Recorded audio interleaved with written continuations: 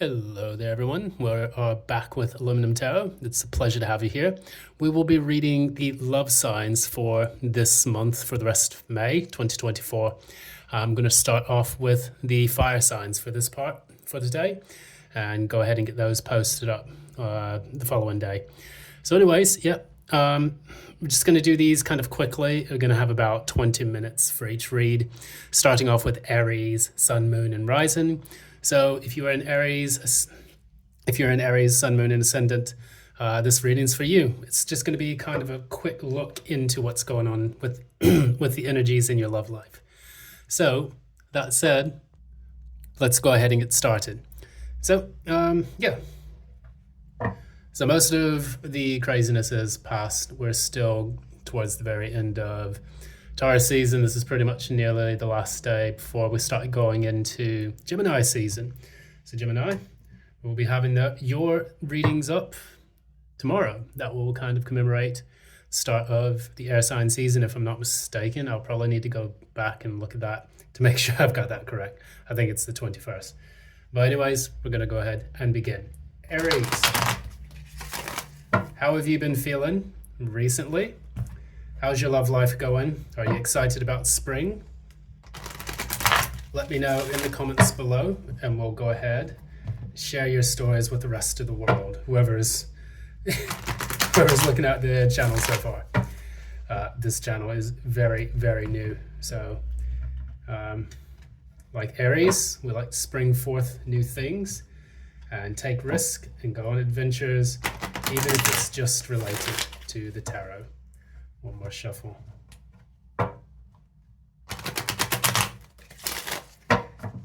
To commemorate the rest of Taurus season. We still have 5 planets in Taurus at the moment.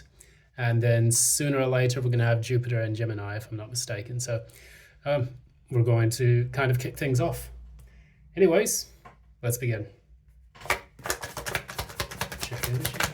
Shared energy for Aries. Shared energy, Aries.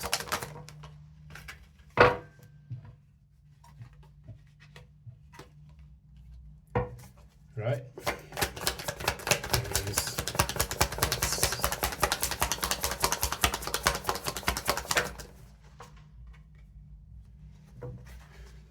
Aries person's thoughts.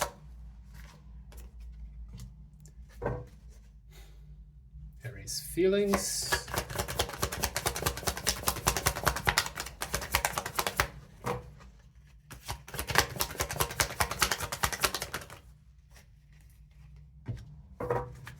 Aries person's feelings.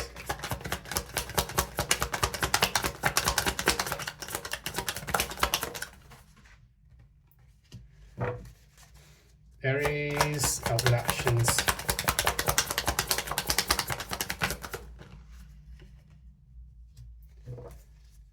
Clarify that.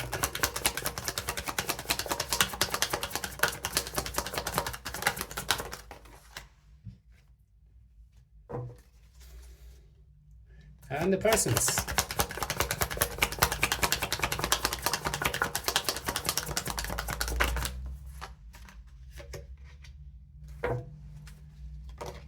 Right.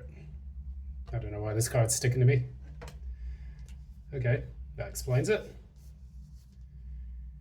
And then we're going to have the outcome for the rest of May.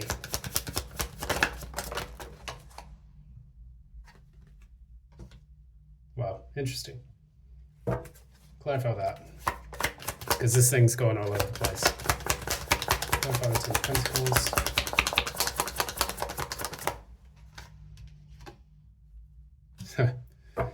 Well, that was unexpected. But anyways, we have at the bottom of the deck, we have the Knight of Swords in the reverse. Currently, the two of you are not speaking. And if you do, it's going to be very harsh communication.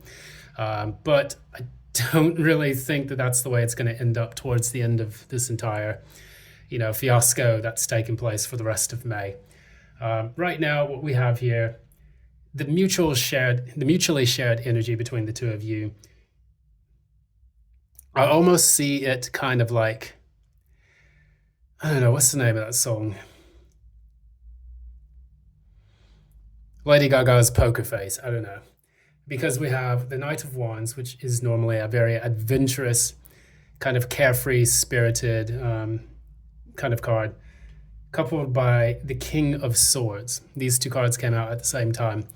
So it's almost like you're DTF, but on the other hand, you're doing it in a strategic manner so that no one gets hurt. And it's almost like a very cold and calculated kind of way of having a sex-based relationship. So whoever you're with at the moment, you are specifically with this person in order to get your rocks off and then keep it that way.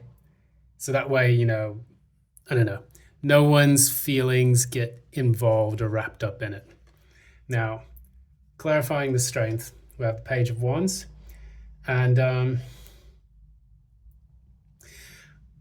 in your thoughts, you do find this person a bit attractive, but you don't let them know that entirely.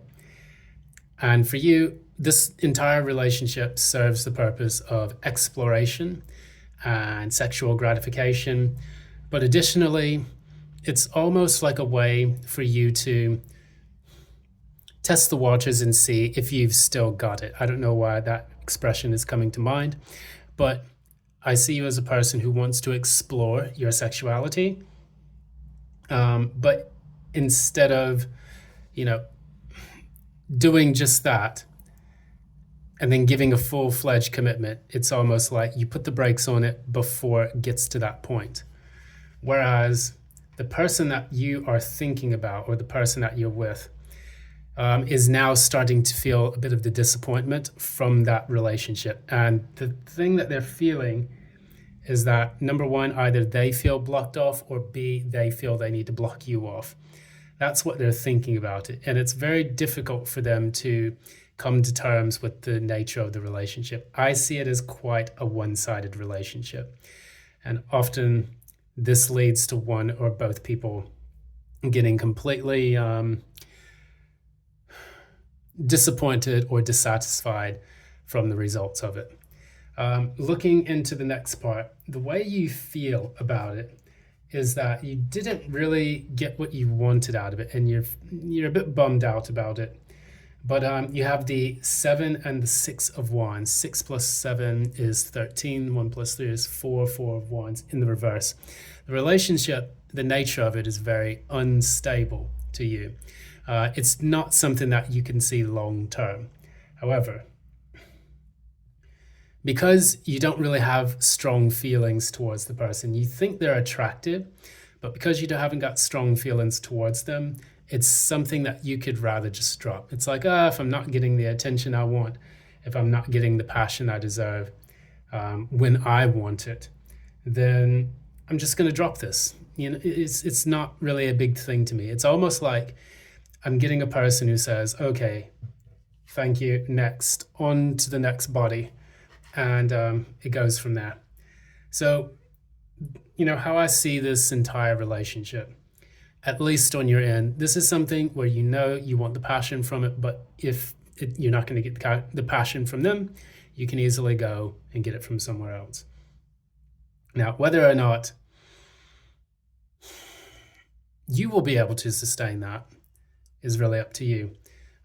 We have, with the person that you're dealing with, Queen of Wands reversed, and then we have the Ace of Cups in the reverse. So this person is bitter, angry, they're not really feeling it, and additionally they're closing off their heart. They're actually taking that love that they were going to give to you and they're pouring it back into themselves.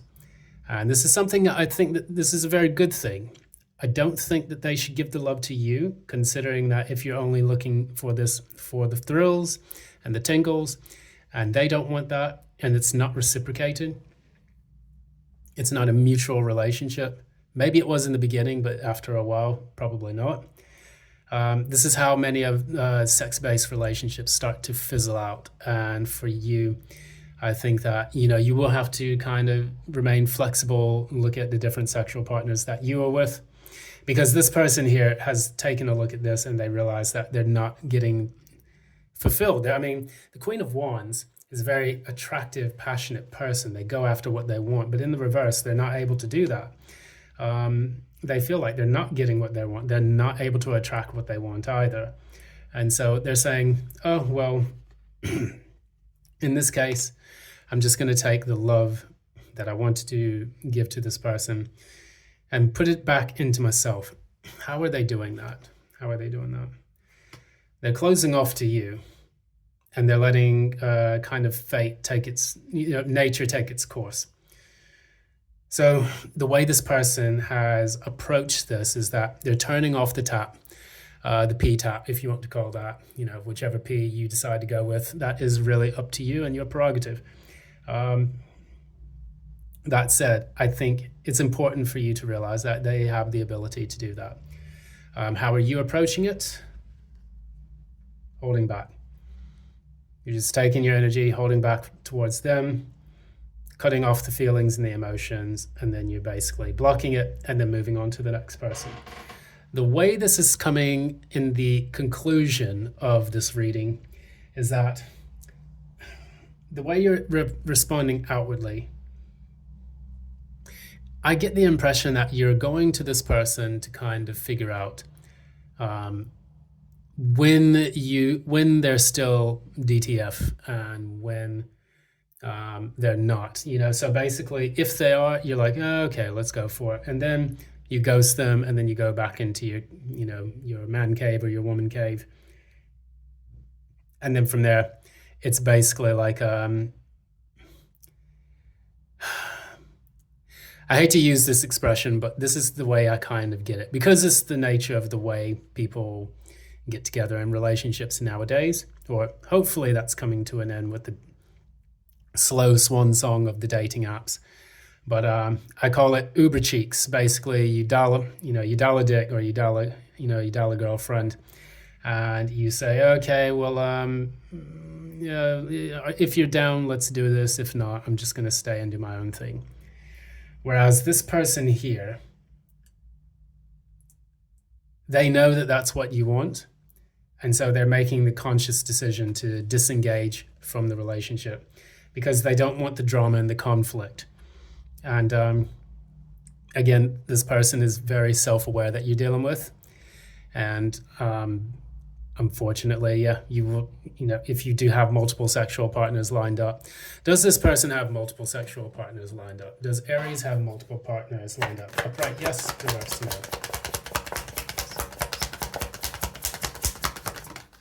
Yes, of course. You definitely do. So interestingly enough, the Queen of Cups came out and the King of Cups came out at the bottom of the deck. So that indicates to me divine counterparts. And that's that poker face that I keep showing. So the Queen of Cups and the King of Cups, they don't show their emotions per se, they reflect on them, and they're able to control it in the sea of chaos that's around them. Where the Queen of Cups, she's more of a nurturing figure. The King of Cups is also nurturing, but he's able to do this in a sea of chaos. And I think for your person, the person seems to show up as the King of Cups because I pulled that card specifically for you. You may also have Cancer, Pisces, Scorpio in your chart, as well as the person in question. Now, here's the strange part about this. The final cards that come out here are the Ten of Pentacles and the Knight of Cups. Somebody in this relationship is going to realize that maybe, perhaps, they want to offer everything. Why is this taking place? Why the Ten of Pentacles and the Knight of Cups? Why the Ten of Pentacles and the Knight of Cups? Why the Ten of Pentacles and the Knight of Cups?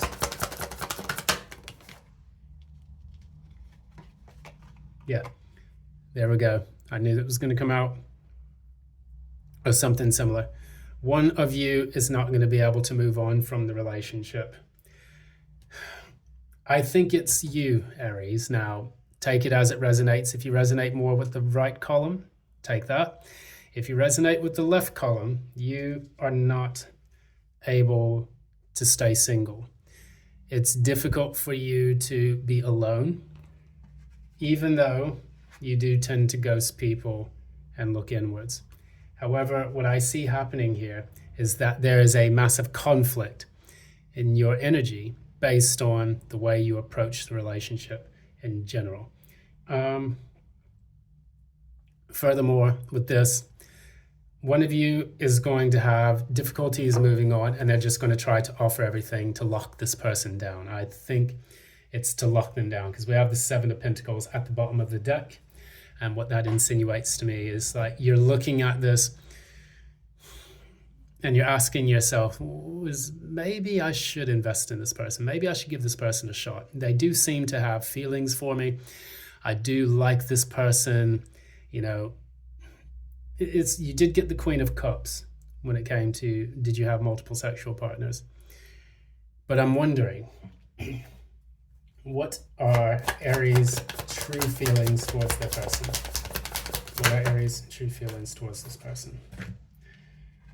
Right, and once again, the cards do not lie. We have the Four of Swords in the reverse, and we have the Three of Cups. You are restless for a reconciliation with this person. What I would gather from this, the reason why you're going to try to offer everything and the reason why you can't move on is because you haven't healed from the past. And additionally, you have become anxious that this person has ghosted you for a change. And it didn't sit well. It didn't sit too well with you. It's almost like it took away your power a little bit. Normally, the upright Four of Swords is the person reflecting on the Three of Swords, taking a break, and also with the Ace of Swords supporting them. That moment of clarity to reflect on what the Three of Swords taught them. However, with this, since that's in the reverse, the pain that you feel from separating from this person is triggering this desire to reconcile with them. And that's what I gather from this reading. Now, is there any advice we can pull from that?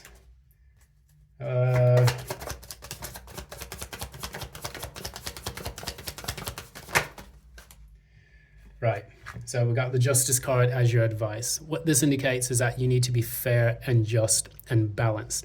What you give to a person, you're going to receive, and vice versa. Relationships. This is the ultimate relationship card. This is the Justice represented by Libra. And this insinuates that what you put in, you receive in return. This is the law of karma. And, you know, if you are desiring right now this reconciliation, that Ten of Pentacles and that Knight of Cups, that to me is a strong indicator that maybe it's time for you to treat this relationship with a little bit more reciprocity. Imagine if this was done to you in the past with someone that you genuinely cared about. How would you react in that situation? That's something that you'll need to consider when going through with the sexual relationship. So that's pretty much it. I'm going to end it there. It's been a pleasure to read to you guys. This has been Aries Love Reading for the month of May 2024. If you like what you see here, please give a like, share, and subscribe, and ding the notification bell so that you don't miss any updates from the channel.